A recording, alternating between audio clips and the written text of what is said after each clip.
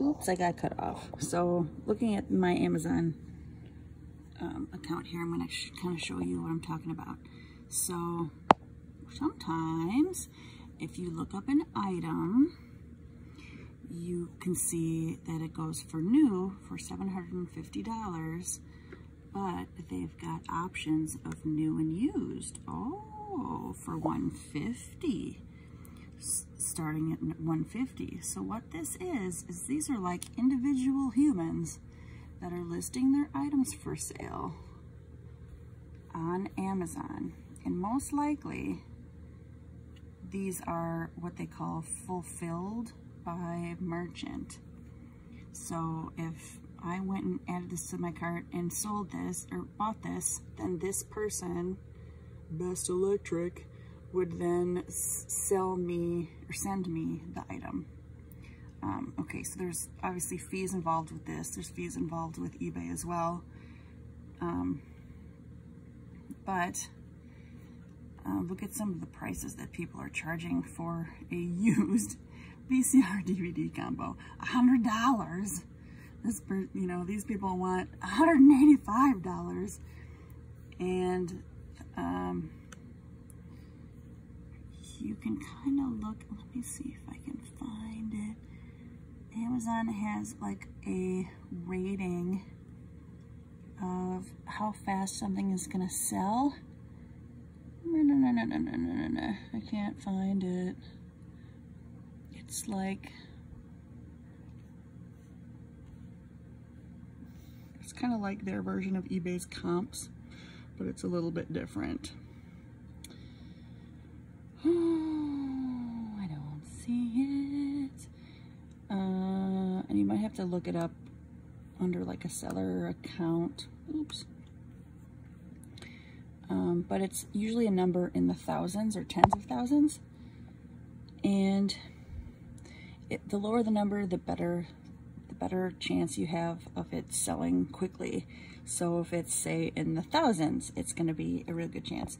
If it's, say, in the 500,000s, it's going to be a really long time and sit on there before you have a chance for it to sell. So again, a really good way of reselling things is on Amazon that people do.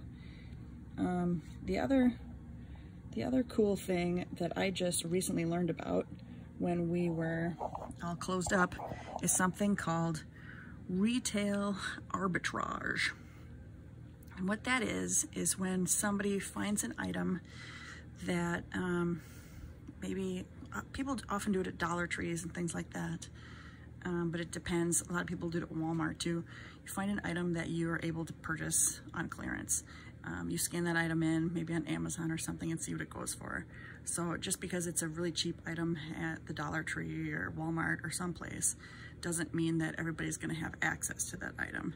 So let's see, like for example, some people do it with books at the Dollar Tree, where you take your phone and you scan stuff in and see what it could potentially sell for on Amazon. And I haven't sold books, but, and you want to be careful and only do ones where it's going to be worth it for you. But you can actually buy books at the Dollar Tree. Often like big loads are kind of like clearanced out from bookstores or things like that. And certain ones, even though they're selling for $1 at the Dollar Tree, it might be worth $30 or something like that. So you would scan the book in, see if it's going to be worth it for you, and then buy them all. Buy all the titles that they have. So you could potentially, say, turn like $20 into like hundreds of dollars from that one item. It could be a food item too. Like I was recently at Menards and they had this like unicorn snack pack puddings.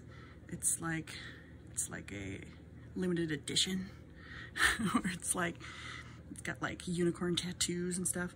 So Menards has it for $3 for like a case of it. Really, really cheap.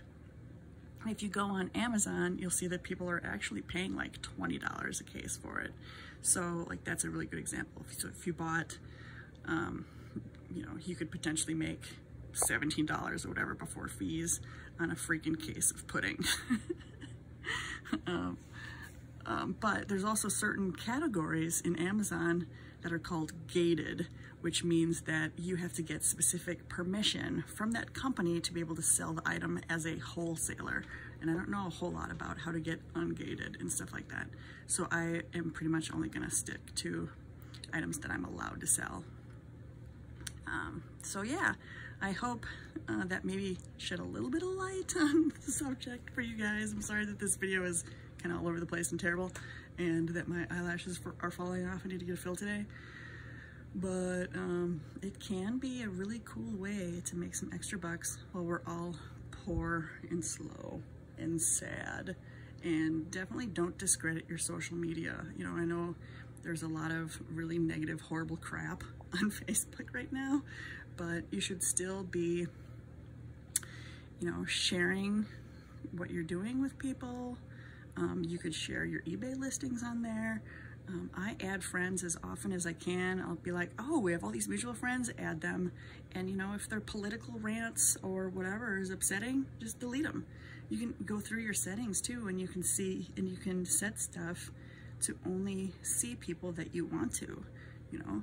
So when I like sell my like bug butter stuff or whatever, you know, I'm only able to be somewhat successful with that because I've got like 800 friends, but people that maybe only have 100 friends, that you just don't have the same reach. You also have to make sure that your posts are specific. There's certain days that are popular with traffic. There's certain days that are dead. Like Friday nights is a bad time. You need to make sure that it's a public post so that everybody can see it and that people can share it and those people can see it. You need to, you know, there's just a lot of things that you need to make sure that you do right, or otherwise it won't have the success that it should. If you want to know more about that, feel free to ask. You know, it's a crappy time. We're all slow, we're all scared, we're all poor, we're all just trying to do what we can. So if there's anything that I can do to help out, I certainly want to do that. So thank you so much. Hopefully I can edit this and show it to you. Might have to make a YouTube video out of it. I don't know, but thanks. Have a good day. Bye-bye.